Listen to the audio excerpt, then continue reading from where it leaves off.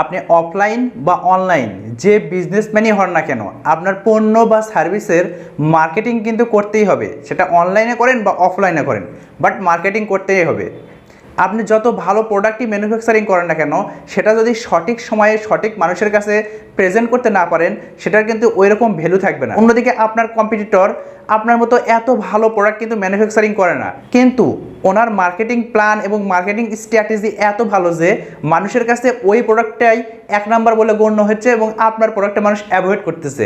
কারণ এখানে marketing strategy এবং মার্কেটিং প্ল্যানের উপর অনেকখানি ডিপেন্ড করে যে মানুষ কেমন করে অ্যাকসেপ্ট করবে আপনার প্রোডাক্ট। আজকে মূলত 5টি পয়েন্ট বলবো, যে পয়েন্টগুলো শুনলে আপনারা বুঝতে পারবেন যে আপনি আপনার বিজনেসের মার্কেটিংটা আসলে ট্র্যাডিশনালিভাবে করবেন না ডিজিটালি করবেন। So let's go. Number 1, targeting. আপনি যখন ট্র্যাডিশনালি মার্কেটিং করতেছেন, মানে আপনারা যখন ব্যানার, ফেস্টুন বা রেডিও শোতে বা টিভিতে অ্যাড দিচ্ছেন, তখন কিন্তু আপনি বুঝতে পারতেছেন না যে ওই টিভিটার সামনে কে আছে, আদৌ কি আপনার টার্গেটেড ক্লায়েন্ট বা কাস্টমার আছে না অন্য কেউ দেখতেছে, বা আপনি যে ব্যানার, ফেস্টুন এগুলোতে অ্যাড দিচ্ছেন সেগুলোকে আদৌ কি আপনার যে টার্গেটেড সে কি দেখতেছে না সবাই দেখতেছে। হ্যাঁ, আপনার মার্কেটিং বাজেট অনেক থাকতে পারে, সেক্ষেত্রে আপনি ওভারঅল সবাইকে দেখাতে পারেন, কিন্তু আপনি যদি এর চেয়ে কম বাজেটে, এর চেয়ে কম কস্টে আপনার টার্গেটেড পিপলকে রিচ করতে পারেন, তাহলে কি সেটা সবচেয়ে বেশি ভালো না? অন্যদিকে ডিজিটাল মার্কেটিংয়ের মাধ্যমে আপনি কিন্তু খুব সহজেই স্পেসিফিকভাবে টার্গেট করতে পারবেন। একদম age, location, gender, interest, demography এই সবগুলো কিন্তু একদম স্পেসিফিকভাবে টার্গেট করতে পারবেন, যেটা আসলে ট্রেডিশনাল মার্কেটে সম্ভব না। Number 2, retargeting. আপনি যদি কাউকে টার্গেটই না করতে পারেন, তাহলে তার কাছে তো আবার রিটার্গেটের কোনো সুযোগই নেই। সো আগে তো কোনো মানুষকে চিনতে হবে, তারপর তো তাদের কাছে বারবার যাওয়ার সুযোগ আসবে। কিন্তু আপনি যখন ট্রেডিশনালি মার্কেটিং করবেন, তখন কিন্তু এই রিটার্গেটের সুযোগ নেই, কারণ আপনি ওভারঅল সব মানুষকেই কিন্তু আপনার টার্গেটেড কাস্টমার বা ক্লায়েন্ট ধরে নিয়েছেন প্রথমেই। সো আপনি বারবার তাদের কাছে যদি পৌঁছাতে, আপনার ওভারঅল তাহলে সবার কাছে পৌঁছাতে হবে। এক্ষেত্রে কী হবে? এক্ষেত্রে কিন্তু আপনার কস্টিংটা বেড়ে যাবে। কিন্তু ডিজিটাল মার্কেটিংয়ে আপনি প্রথমে একটা মানুষের কাছে পৌঁছালেন, তারপর সেই ডাটাটা আপনার কাছে থেকে গেল, আপনি কিন্তু আবার বিভিন্ন অ্যাড ক্যাম্পেইনের মাধ্যমে তাদের কাছে বারবার পৌঁছতে পারেন। সবচেয়ে বেশি সেল আসে এই রিটার্গেটিংয়ে। মানুষ একবার দেখে কোনো কিছু কিনতে চায় না, তাকে বারবার কোনো কিছু দেখায় কেনাতে হয়, কনভিন্স করতে হয়। মানুষ আপনার প্রতি ট্রাস্ট করবে তখনই যখন বারবার আপনি তার কাছে নিজেকে প্রেজেন্ট করতে পারবেন। সো রিটার্গেটের ক্ষেত্রে যদি ধরি, তাহলে ট্রেডিশনাল মার্কেটিংয়ের চেয়ে ডিজিটাল মার্কেটিং অনেক দূরে এগিয়ে। Number 3, testing. কোনো কাজ করার আগে তো আপনাকে টেস্ট করতে হবে যে আসলে এটা ফাইনালি কেমন চলবে। ফাইনাল এক্সাম দেওয়ার আগে তো টেস্ট এক্সাম দিতে হয়, তারপরে তো ফাইনালে বোঝা যায় যে আসলে আমার ফাইনালের প্রিপারেশনটা কেমন। ঠিক বিজনেসের ক্ষেত্রে একই রকম। আপনি ট্রেডিশনালি আপনার মার্কেটিং ম্যানেজারকে বললেন, হে মার্কেটিং ম্যানেজার, তুমি একটা মার্কেটিং প্ল্যান বা মার্কেটিং স্ট্র্যাটেজি দাঁড় করে দাও, যেটা যেন আমরা সামনের 1-2 মাস বা 3 মাস পর্যন্ত আমাদের ক্যাম্পেইনগুলো, অফলাইন ক্যাম্পেইনগুলো চালাতে পারি। আপনি এই টেস্টের রেজাল্ট কিন্তু সঙ্গে সঙ্গে পাবেন না। ওই 1 মাস, 2 মাস, 3 মাস পরে যখন আপনি পুরো কোম্পানির রিটার্ন অফ ইনভেস্টমেন্ট বা ROI যখন হিসাব নিকাশ করবেন, তখন বুঝতে পারবেন যে আসলে আপনার এই আগের ক্যাম্পেইন বা আগের মার্কেটিং প্ল্যান বা স্ট্র্যাটেজিটা কেমন কাজ করছে, আদৌ কি ভালো কাজ করছে আগের চেয়ে না তার লস করছে, তখন কিন্তু আপনি বুঝতে পারবেন।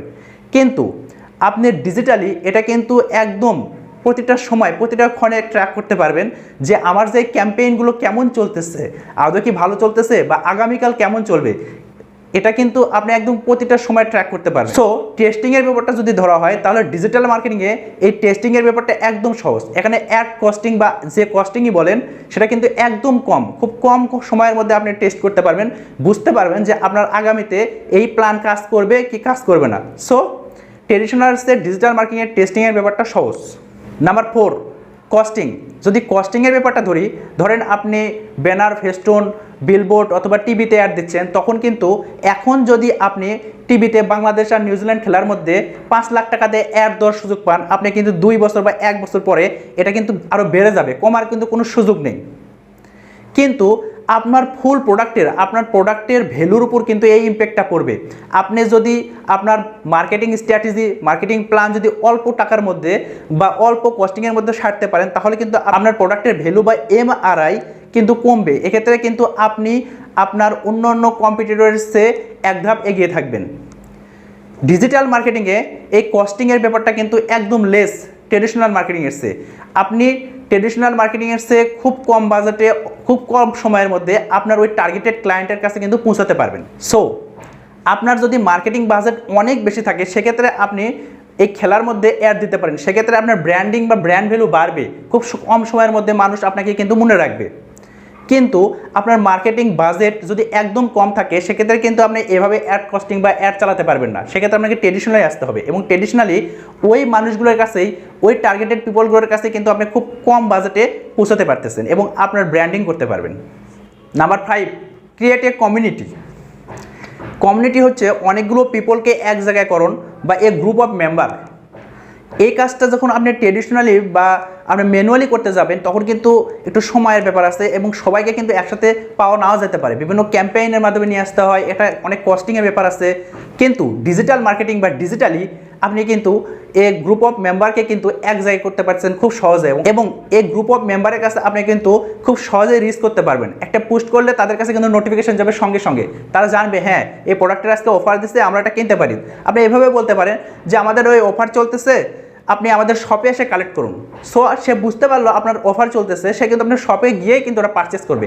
আপনি যদি বড় বড় কোম্পানিগুলোর দিকে লক্ষ্য করেন, ইভালি বলেন, দারাজ বলেন, বাটা বলেন বা বিভিন্ন ফোন কোম্পানিগুলো বলেন, দেখবেন তারা কিন্তু অনলাইন যে একটা গ্রুপ ক্রিয়েট করে নিচ্ছে ওইখানে কিন্তু তারা কোনো কিছু পারচেস করতে বলে না, তারা ওইখানে বিভিন্ন অফার শো করে, বিভিন্ন ওই স্পেসিফিকেশনগুলো শো করে। এতে মানুষ কী হয়, ওদের প্রতি ইন্টারেস্টেড হয় এবং তাদের ওই ফিজিক্যাল শপে গিয়ে এই জিনিসটা পারচেস করে।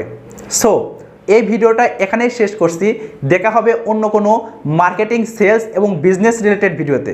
আসসালামু আলাইকুম।